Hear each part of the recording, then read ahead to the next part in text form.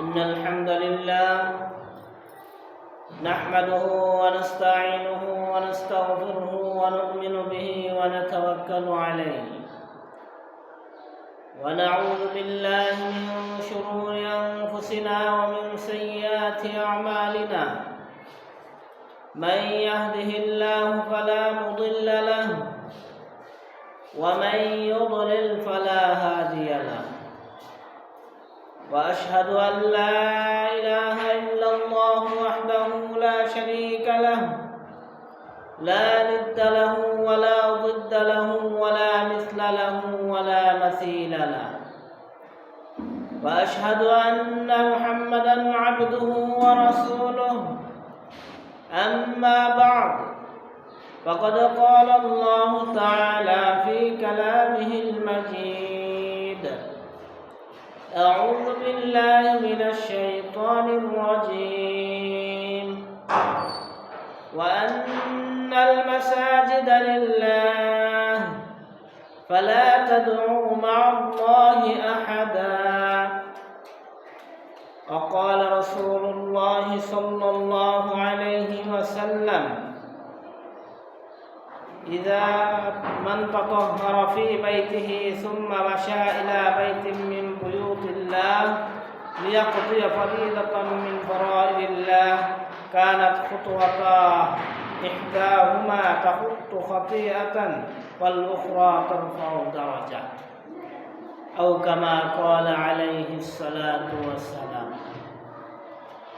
معزز ومحترم حضرات مربيان عظام وديগার মুসল্লিয়ান کرام পর্দায় অবস্থানরত আমার মা ও বোনেরা, আমরা আল্লাহ সুবহানাহু ওয়া তাআলার মহান দরবারে লাখ কোটি শুকরিয়া জ্ঞাপন করছি, যিনি আমাদেরকে অন্যান্য জুমার ন্যায় আজকেও সালাতুল জুমআ আদায়ের লক্ষ্যে এই আলী জামে মসজিদে আসার তৌফিক এনায়েত করেছেন। সেজন্য সকলের অন্তরস্থল থেকে বলি আলহামদুলিল্লাহ। অসংখ্য অগণিত দুরূদ ও সালাম বর্ষিত হোক মানবতার মুক্তির দূত সর্বকালের সর্বশ্রেষ্ঠ মহামানব সৈয়দুল মুরসালিন খাতামুন নবিয়্যিন মুহাম্মদ আরবি সাল্লাল্লাহু আলাইহি ওয়াসাল্লামের উপর। সকলে পড়ুন আল্লাহুম্মা সাল্লি আলাইহি আল্লাহুম্মা বারিক আলাইহি। প্রিয় উপস্থিতি, আজকে আমাদের সালাতুল জুমআর খুতবার বিষয় হচ্ছে মসজিদের আদবসমূহ। মসজিদের আদবসমূহ উক্ত বিষয়ে গুরুত্বপূর্ণ তথ্যবহুল আলোচনা পেশ করার প্রয়াস চালাবো ইনশাআল্লাহুল আজিজ। আমা তৌফিকি ইল্লা বিল্লাহ আলাইহি তাওয়াক্কালতু ওয়া ইলাইহি উনীব। মুসলিম হিসেবে আমাদেরকে মসজিদে আসতে হয়। তো মসজিদে আসার ক্ষেত্রে, মসজিদে অবস্থানের ক্ষেত্রে আল্লাহ রাসূল সাল্লাল্লাহু আলাইহি ওয়াসাল্লাম থেকে এমন কিছু আদবের কথা বর্ণিত হয়েছে যেগুলোর দ্বারা একদিকে আমাদের মর্যাদা বুলন্দ হয়, অপরদিকে রাসূলুল্লাহ সাল্লাল্লাহু আলাইহি ওয়াসাল্লামের আদর্শ বাস্তবায়ন হয়। পক্ষান্তরে কেউ যদি আদবগুলোর প্রতি খেয়াল না করে তাহলে দুনো দিক থেকে সে বঞ্চিত হয়ে যায়। সব থেকেও সে বঞ্চিত হবে, রাসূলের আদর্শ থেকেও বিচ্যুত হয়ে পড়বে। এজন্য মসজিদের আদব বিষয়টি কিন্তু অত্যন্ত গুরুত্বপূর্ণ একটা বিষয়। আজকে আমাদের সমাজে অনেক মানুষই এরকম আছে যারা মসজিদের আদব সম্পর্কে জ্ঞাত না। এমনকি যারা পাঁচ ওয়াক্ত সালাত আদায় করে এমন অনেক লোকদেরকেও দেখবেন যারা মসজিদের আদব সম্পর্কে কিছুই জানে না। এজন্য মসজিদের আদবগুলো জানা আমাদের জন্য অত্যন্ত প্রয়োজন। তবে মসজিদের আদবগুলো জানার পূর্বে আমরা বিগত সপ্তাহে যে কয়েকটি আদব এবং শিষ্টাচার নিয়ে আলোচনা করছিলাম, তোর মধ্যে পোশাকের কয়েকটি আদবের কথা সংক্ষেপ আকারে বর্ণনা করেছিলাম। অনেকের হয়তো বোধগম্য নাও হতে পারে, এজন্য পোশাকের আদবের যে দিকগুলো, সেই দিকগুলো শুধু সংক্ষেপে আমরা আজকে একটু মনে করিয়ে দেব, স্মরণ করিয়ে দেব। তো দেখেন, পোশাকের ক্ষেত্রে আমরা শুরুতেই গত সপ্তাহে যে বিষয়টি জেনেছিলাম, পোশাককে ডান দিক থেকে পরিধান করা। ডান দিক থেকে পরিধানের ক্ষেত্রে আল্লাহ রাসূল সাল্লাল্লাহু আলাইহি সাল্লাম থেকে একাধিক হাদিস বর্ণিত হয়েছে এবং রাসূলুল্লাহ সাল্লাল্লাহু আলাইহি সাল্লাম ডান দিক থেকে পরিধান করতেন, আমাদেরকে শিক্ষা দিয়েছেন। এজন্য আমাদের উচিত হচ্ছে ডান দিক থেকে পোশাক পরিধান করা। তো দ্বিতীয় নম্বর আরেকটি আদবের কথা আমরা জেনেছিলাম, পুরুষের ক্ষেত্রে রেশমি কাপড় পরিধান না করা। রেশমি কাপড় পরিধান না করার ক্ষেত্রে আল্লাহ রাসূল সাল্লাল্লাহু আলাইহি সাল্লাম থেকে আমরা আদেশ শুনেছিলাম। এরপরে তৃতীয় নম্বরে আরেকটা আদব জেনেছিলাম, টাকনুর নিচে কাপড় পরিধান না করা। কারণ টাকনুর নিচে যদি কেউ কাপড় পরিধান করে তাহলে ওই জায়গাটা জাহান্নামে যাবে। এ সম্পর্কে হাদিস জেনেছিলাম। তো ওই জায়গাটা জাহান্নামে যাবে বলতে ওই ব্যক্তি জাহান্নামে যাবে। অতএব টাকনুর নিচে কোনো ধরনের কাপড় না পরা। চতুর্থ নম্বরে আমরা জেনেছিলাম, পোশাকের অন্যতম আরেকটি আদব হচ্ছে পোশাকগুলো সাদা হওয়া। সাদা পোশাক পরিধান করলে ভদ্রতা এবং নম্রতা বজায় থাকে এবং রাসূলুল্লাহ সাল্লাল্লাহু আলাইহি সাল্লামের সুন্নাহ পালন হয়। রাসূলুল্লাহ সাল্লাল্লাহু আলাইহি সাল্লাম সাদা পোশাক কী করতেন? পছন্দ করতেন এবং তিনি আমাদেরকে সাদা পোশাক পরিধানের ক্ষেত্রে উৎসাহ দিয়েছেন। এই জন্য আমাদেরকে পোশাকের যে আদব, সাদা পোশাক পরিধান করার দিকে আমাদেরকে লক্ষ্য রাখতে হবে। এরপরে পঞ্চম নম্বরে আমরা জেনেছিলাম, নারীদের ক্ষেত্রে পোশাক যে পরিধান করবে পুরো শরীর যেন ভালোভাবে ঢেকে যায় এবং পুরুষের ক্ষেত্রেও সতর, যাতে নারী এবং পুরুষ উভয়ের ক্ষেত্রে সতর ঢাকা ফরজ। অতএব সতর ডাকতে হবে। এই ধরনের যে নারীদের ক্ষেত্রে আলাদা এবং পুরুষদের ক্ষেত্রে আলাদা, প্রত্যেকের আলাদা আলাদা নিয়ম নীতি রয়েছে। সেই নিয়ম নীতিগুলো লক্ষ্য রেখে সেই অনুযায়ী পোশাক পরিধান করা। এরপরে ষষ্ঠ নম্বরে আমরা জেনেছিলাম, পুরুষরা স্বর্ণের আংটি পরিধান না করে। পোশাক পরিধান জাতীয় যে বস্তু রয়েছে এর মধ্যে অন্যতম একটা হচ্ছে আংটি। আজকে আমাদের সমাজে অনেক মানুষ এরকম রয়েছে যারা পুরুষ হয়েও স্বর্ণের আংটি ব্যবহার করে, অথচ রাসূলুল্লাহ সাল্লাল্লাহু আলাইহি ওয়াসাল্লাম কিন্তু এ ব্যাপারে কঠিন হুঁশিয়ারি করেছেন। এরপরে আমরা 7 নম্বরে আরেকটা আদব জেনেছিলাম, টাইট ফিট পোশাক না পরা। আজকে আমাদের সমাজের যে কালচার হয়ে গেছে, একটা অসভ্য কালচার, খুবই বিশ্রী ধরনের একটা কালচার। মানুষ টাইট ফিট জামা পরিধান করে, নারী হোক পুরুষ হোক সবাই দেখা যাচ্ছে টাইট ফিট জামা পরছে, অথচ রাসূলুল্লাহ সাল্লাল্লাহু আলাইহি ওয়াসাল্লাম আমাদেরকে শিক্ষা দিয়েছেন ঢিলা ঢালা জামা পরিধান করার জন্য। এরপর 8 নম্বরে আমরা জেনেছিলাম, নারীরা পুরুষের পোশাক এবং পুরুষরা নারীদের পোশাক পরতে পারবে না। নারীরা পুরুষের পোশাক এবং পুরুষরা নারীদের পোশাক, এই বিধিও আজকে আমাদের সমাজে কঠিন রূপ ধারণ করেছে। অনেক পুরুষ আছে যারা নারীদের পোশাক পরছে, আবার অনেক নারী আছে যারা পুরুষদের পোশাক পরছে বা পুরুষের বেশ ধারণ করছে, আবার পুরুষরা নারীদের বেশ ধারণ করছে। এই রূপগুলো মারাত্মক আকার ধারণ করেছে, অথচ রাসূলুল্লাহ সাল্লাল্লাহু আলাইহি ওয়াসাল্লাম এদেরকেও লানত করেছেন।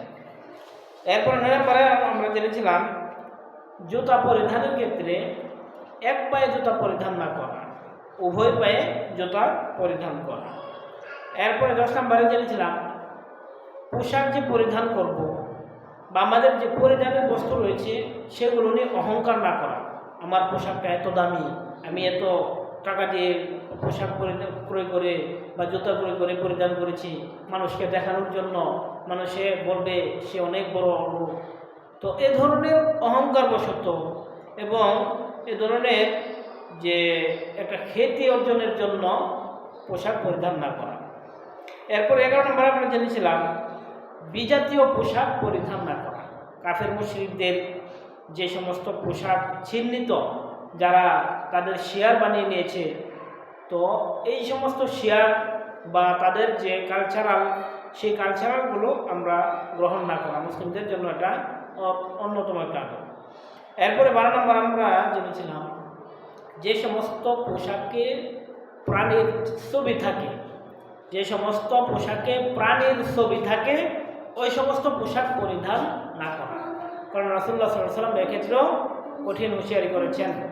বিশেষ করে যে সমস্ত পোশাকের মধ্যে প্রাণীর ছবি থাকবে এগুলো পরলে তাদের জন্য অভিশাপ পাঠ করেছেন। অতএব পোশাকের ক্ষেত্রে এই আদবগুলো আমরা মোটামুটিভাবে জেনেছিলাম।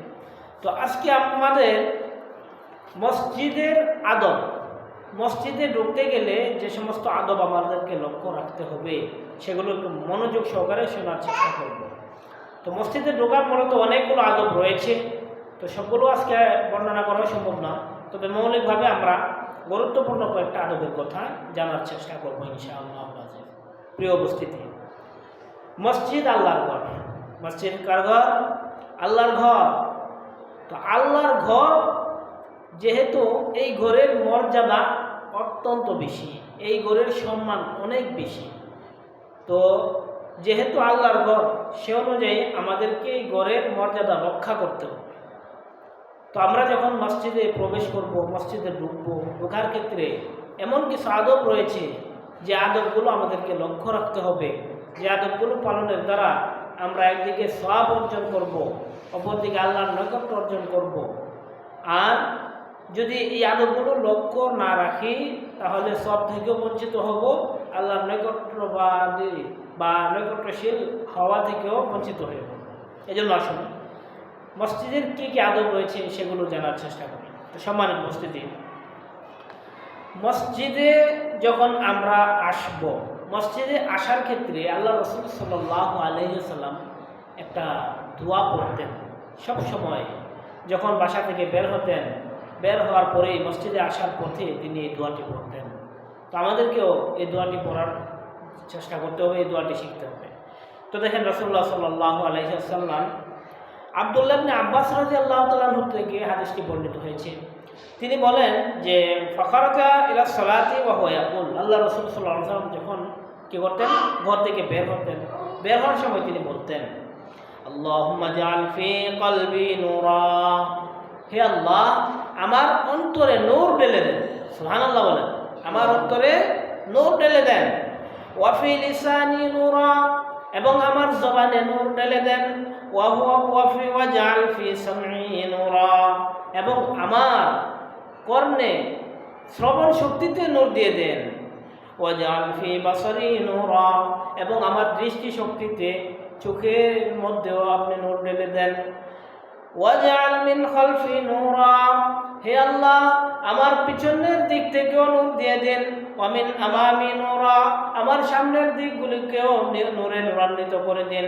ওয়া জাআল মিন ফাওকি নূরা, আমার উপর দিক থেকেও নূর দিয়ে দেন, আলো দিয়ে দেন। ওয়া মিন তাহতি নূরা, আমার নিচ দিক থেকেও আলো দিয়ে দেন, নূর দিয়ে দেন। আল্লাহুম্মা আতিনি নূরা, হে আল্লাহ আমাকে নূর দান করেন, আমাকে আলো দান করেন। এই যে দোয়া আল্লাহ রাসূল সাল্লাল্লাহু আলাইহি ওয়াসাল্লাম ঘর থেকে বের হয়ে যখন মসজিদে ঢুকবেন এই সময় এই দোয়াটি পাঠ করতেন। সর্বক্ষেত্রে আল্লাহ তাআলা যেন নূরে নূরান্বিত করে দেন, আলোকময় করে দেন, জীবনটাই যেন আলোকিত করে দেন, সেজন্য আল্লাহ রাসূল সাল্লাল্লাহু আলাইহি ওয়াসাল্লাম সবগুলো দিক সামনে এনে তিনি দোয়া করতেন। তো আমাদের জন্য উচিত এই দোয়াটি সবসময় পড়া। তো আমরা যারা না পারি এই দোয়াটি শিখে নেব। এরপর দেখেন মসজিদে ঢোকার ক্ষেত্রে ওযু করে মসজিদে ঢোকা, 2 নম্বর আদব। 2 নম্বর আদব মসজিদে ঢোকার ক্ষেত্রে কি করা? ওযু করে মসজিদে ঢোকা। যখন আমরা মসজিদে ঢুকবো তখন ভালোভাবে সুন্দর করে ওযু করে তারপর ঢুকবো। কেন দেখেন, এক্ষেত্রে রাসূলুল্লাহ সাল্লাল্লাহু আলাইহি ওয়াসাল্লাম থেকে বর্ণিত قال رسول الله صلى الله عليه وسلم من تطهر في بيته, রাসূলুল্লাহ সাল্লাল্লাহু আলাইহি ওয়াসাল্লাম বলেন কোন ব্যক্তি যখন সে তার বাসা থেকে বাসায় পবিত্রতা অর্জন করে, তাতাহহারা ফি বাইতিহি, তার ঘরে তার বাসায় পবিত্রতা অর্জন করলো, সুম্মা মাশা ইলা বাইতিন মিন বুয়ুতিল্লাহ, এরপর যখন সে আল্লাহর কোনো ঘরে প্রবেশ করে, আল্লাহর কোনো ঘরে যায়, মসজিদে যায়, মসজিদের দিকে যে যখন সে অগ্রসর হয়, এরপর লিয়াকদি ফরিদাতাম মিন ফরাইদিল্লাহ, আল্লাহর ফরজ সমূহ থেকে কোনো ফরজ আদায়ের জন্য, আল্লাহর বিধান আদায়ের জন্য বান্দা যখন কি করে ঘর থেকে পবিত্রতা অর্জন করে বের হয়, আল্লাহর বিধান পালন করার জন্য আল্লাহর ঘরে আসে, তো রাসূলুল্লাহ সাল্লাল্লাহু আলাইহি ওয়াসাল্লাম বলেন কানাত খুতওয়াতাহু ইহদাহুমা তাখুত্তু খাতিয়াতান ওয়াল উখরা তুরফাউ দারাজা। তাহলে আল্লাহ সুবহানাহু ওয়া তাআলা তার দুটি মর্যাদা দান করবেন, তাকে দুটি মর্যাদা, একটা হচ্ছে তার যে গুনাহ রয়েছে, তার যে অন্যায় রয়েছে, সে অন্যায়গুলো ক্ষমা করবেন, সুবহানাল্লাহ, তার যে পাপ ছিল এই পাপ পবিত্রতা অর্জনের সাথে সাথে তার পাপগুলো ঝরে পড়ে যাবে, সুবহানাল্লাহ। আল্লাহু আকবার, আল্লাহু আকবার। আমাদের জন্য আল্লাহ সুবহানাহু ওয়া তাআলা কত সুন্দর, কত উত্তম ব্যবস্থাপনা রেখেছেন।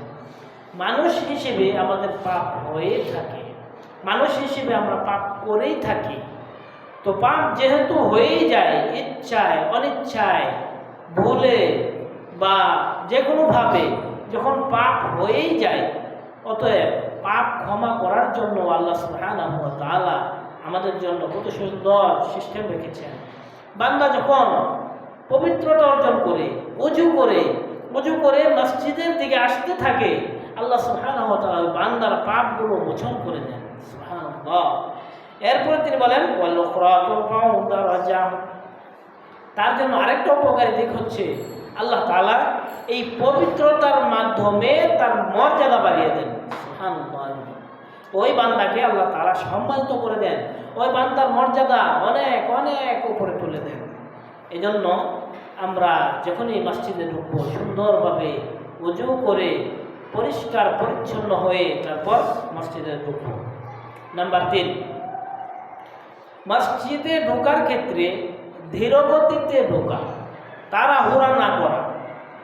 অনেক সময় দেখা যায় আমরা যখন মসজিদে যাই, জামাতে দাঁড়িয়ে যাই, তো ইমাম সাহেব জামাতে দাঁড়িয়ে গেল, মুসল্লিরা জামাতে দাঁড়িয়ে গেল, তো দেখা যাচ্ছে আমি একটু পিছনে পড়ে গেলাম।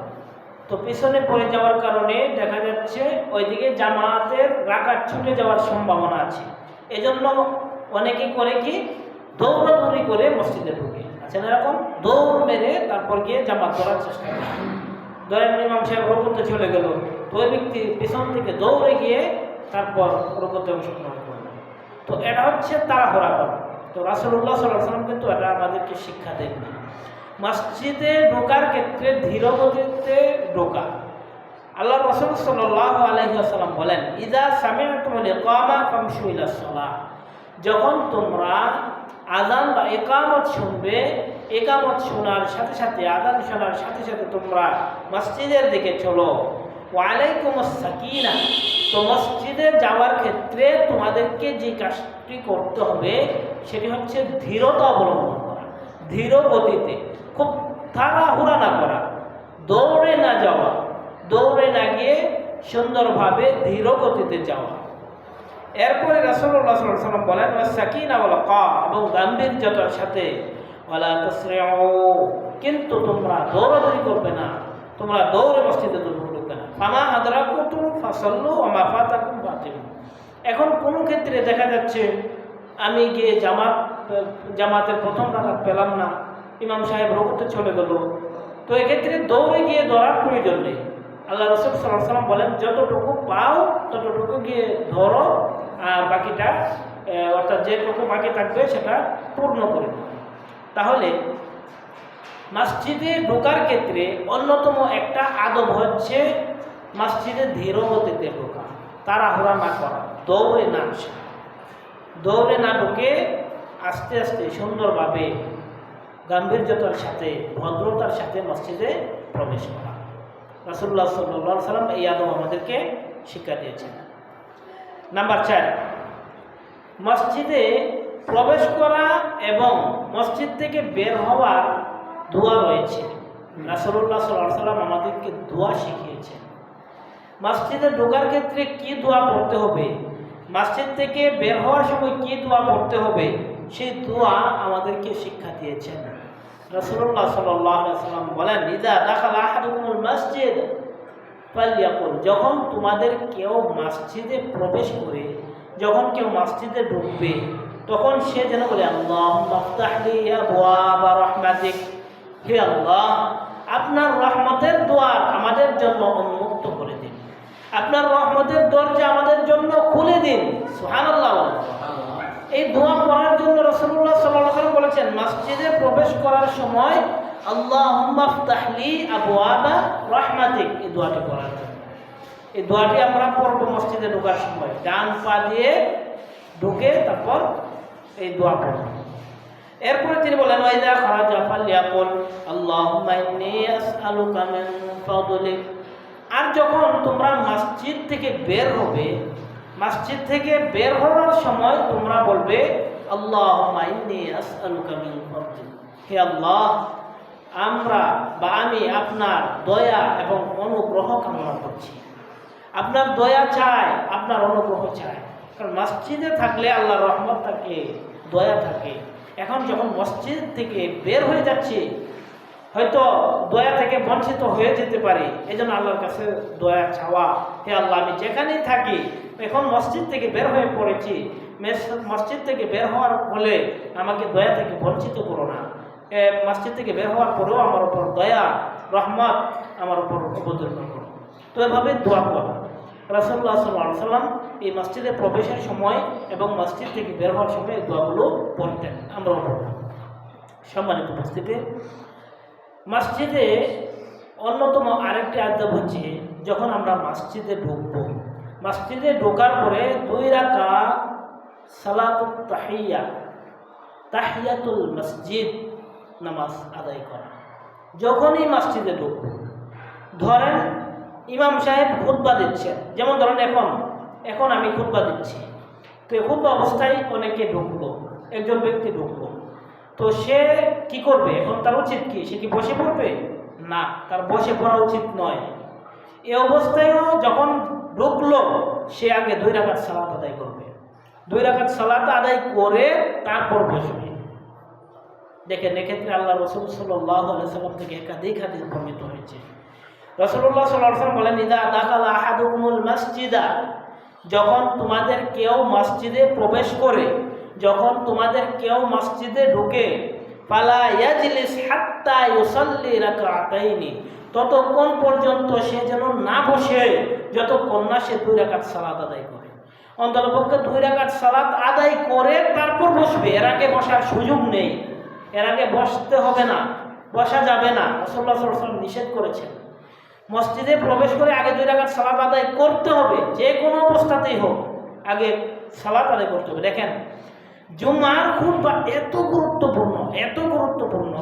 জুমার খুতবার সময় কেউ কথা বলা তো দূরের কথা, রাসূলুল্লাহ সাল্লাল্লাহু আলাইহি ওয়াসাল্লাম বলেছেন, যদি কেউ কথা বলে পাশে, তাকে তুমি কথা বলবে না, এই চুপ করো, কথাও বলা যাবে না, এই চুপ করো। তার মানে খুব মনোযোগ সহকারে জুমার খুতবা শ্রবণ করতে হবে, শুনতে হবে।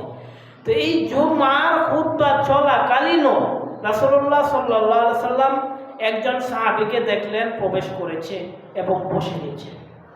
বসে যাওয়ার পরে তিনি জিজ্ঞাসা করলেন, এই তুমি কি মসজিদে ঢুকে সালাত আদায় করেছ? তো তিনি বললেন যে, না ইয়া রাসূলুল্লাহ, আমি তো সালাত আদায় করিনি, আপনি খুতবা দিচ্ছেন, এই জন্য আমি বসে গেলাম।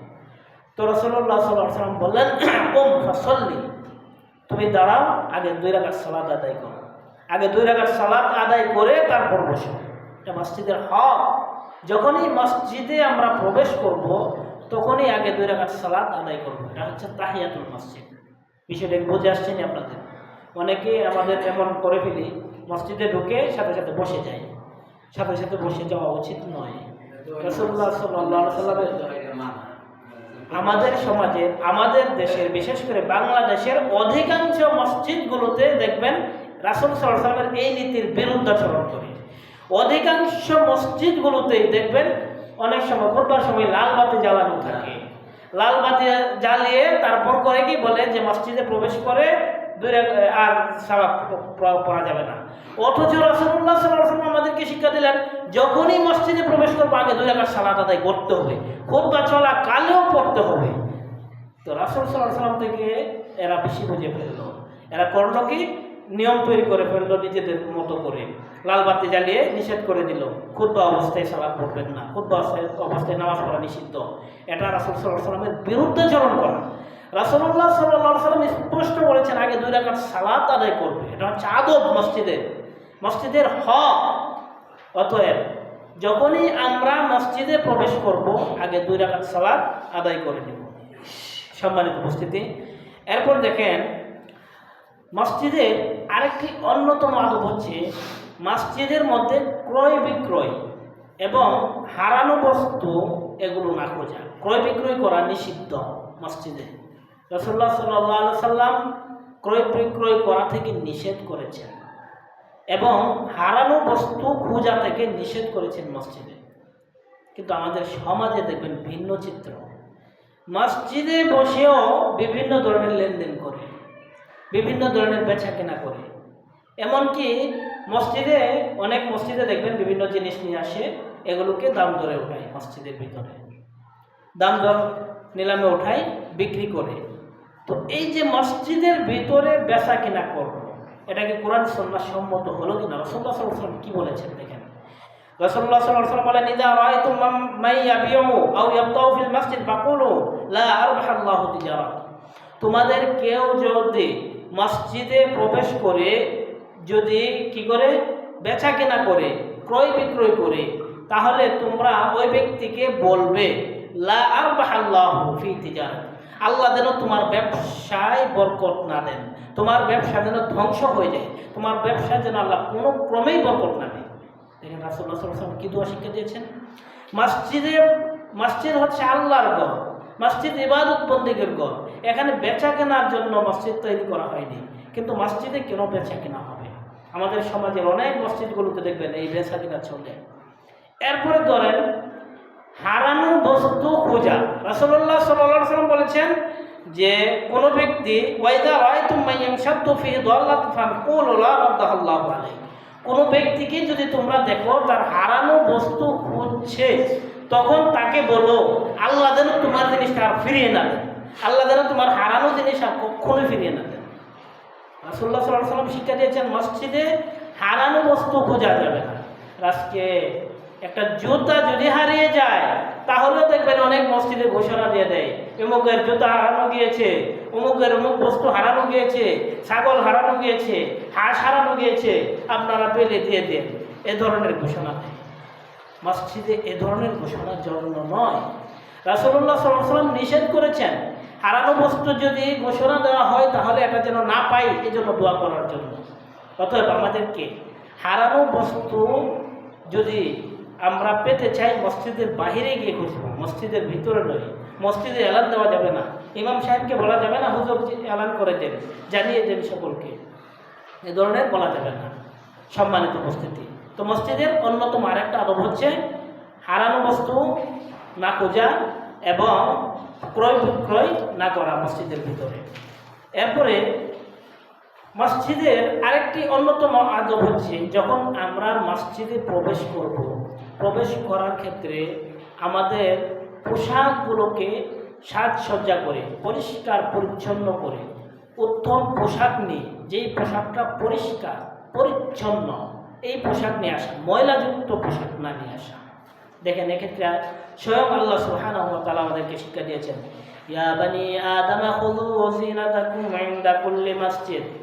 হে বনি আদম, তোমরা প্রত্যেক সালাতের সময় যখন তোমরা মসজিদে যাও তখন তোমরা তোমাদের সৌন্দর্য অবলম্বন করো, তোমাদের সৌন্দর্য অবলম্বন করো। তার মানে পরিষ্কার পরিচ্ছন্ন হয়ে তোমাদের পোশাকগুলিকে পরিষ্কার করে তারপর সুগন্ধি মাখিয়ে তারপর তোমরা মসজিদে প্রবেশ করো, সৌন্দর্য অবলম্বন করো। ওয়াকুলু ওয়াশরাবু ওয়া লা তুসরিফু ইন্নাহু লা ইউহিব্বুল মুসরিফিন। তো এই আয়াত আল্লাহ সুবহানাহু ওয়া তাআলা মসজিদে প্রবেশ করার অন্যতম আরেকটি আদব শিক্ষা দিয়েছেন, আমরা যেন আমাদের সৌন্দর্যতা অবলম্বন করি, ময়লাযুক্ত কাপড় না নিয়ে, দুর্গন্ধযুক্ত কাপড় না নিয়ে, দুর্গন্ধযুক্ত কোনো কিছু না নিয়ে যেন মসজিদে প্রবেশ না করি। মসজিদে পরিষ্কার পরিচ্ছন্ন হয়ে সৌন্দর্য অবলম্বন করে তারপর যেন মসজিদে প্রবেশ করি। সম্মানিত উপস্থিতি, তো আজকে আমরা মসজিদের 7টি আদবের কথা জানলাম। তো মসজিদের অনেকগুলো আদব রয়েছে, পরবর্তীতে বাকি আদবগুলো ইনশাআল্লাহ আমরা জানিয়ে দেব। তো আজকে 1 নম্বরে আদব আমরা কি জানলাম?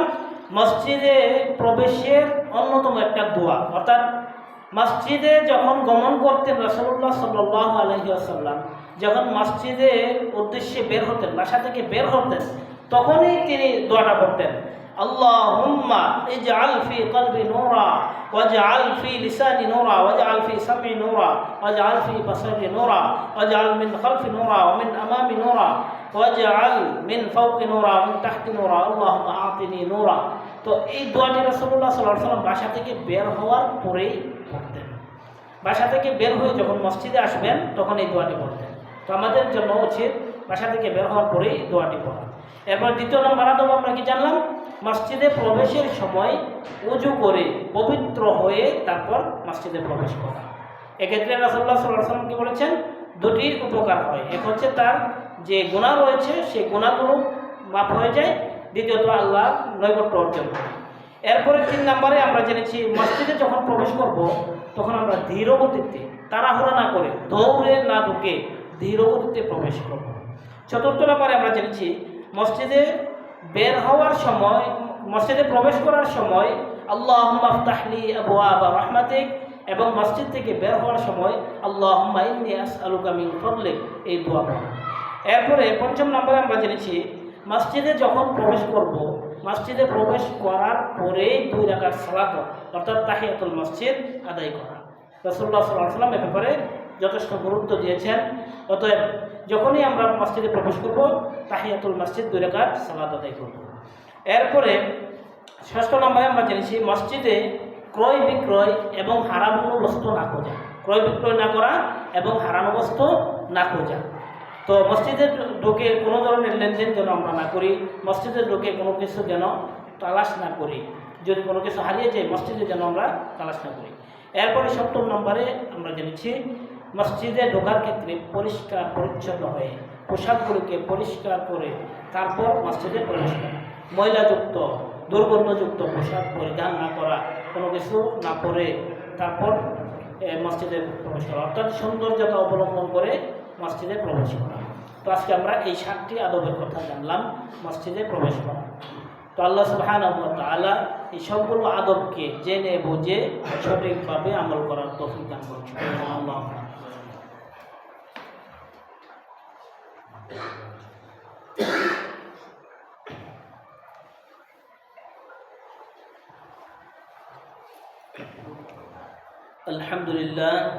الحمد لله نحمده ونستعينه ونستغفره ونؤمن به ونتوكل عليه ونعوذ بالله من شرور أنفسنا ومن سيئات أعمالنا، من يهده الله فلا مضل له ومن يضلل فلا هادي له، وأشهد أن لا إله إلا الله وحده لا شريك له، وأشهد أن محمدا عبده ورسوله، أما بعد، فقد قال الله تعالى في كلامه المجيد: أعوذ بالله من الشيطان الرجيم، إن الله وملائكته يصلون على النبي، يا أيها الذين آمنوا صلوا عليه وسلموا تسليما، اللهم صل على محمد وعلى آل محمد كما صليت على إبراهيم وعلى آل إبراهيم إنك حميد مجيد، اللهم بارك على محمد وعلى آل محمد كما باركت على إبراهيم وعلى آل إبراهيم إنك حميد مجيد، ربنا ظلمنا أنفسنا وإن لم تغفر لنا وترحمنا لنكونن من الخاسرين، ربنا آتنا في الدنيا حسنة وفي الآخرة حسنة وقنا عذاب النار، ربنا لا تزغ قلوبنا بعد إذ هديتنا وهب لنا من لدنك رحمة إنك أنت الوهاب، رب ارحمهما كما ربياني صغيرا، اللهم إنك عفو تحب العفو فاعف عنا، اللهم إنا نسألك رضاك والجنة، اللهم إنا نسألك الجنة الفردوس، اللهم إنا نعوذ بك من سخطك وغضبك من النار، اللهم اكفنا بحلالك عن حرامك واغننا بفضلك عمن سواك. اللهم اعز الاسلام والمسلمين، اللهم انصر المسلمين والمجاهدين، اللهم انصر من نصر دين محمد صلى الله عليه وسلم واجعلنا منهم.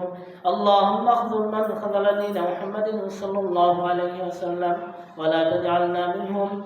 عباد الله رحمكم الله، إن الله يأمر بالعدل والإحسان وإيتاء ذي القربى وينهى عن الفحشاء والمنكر والبغي يعظكم لعلكم تذكرون. فاذكروني أذكركم واشكروا لي ولا تكفرون. সামনে দেখা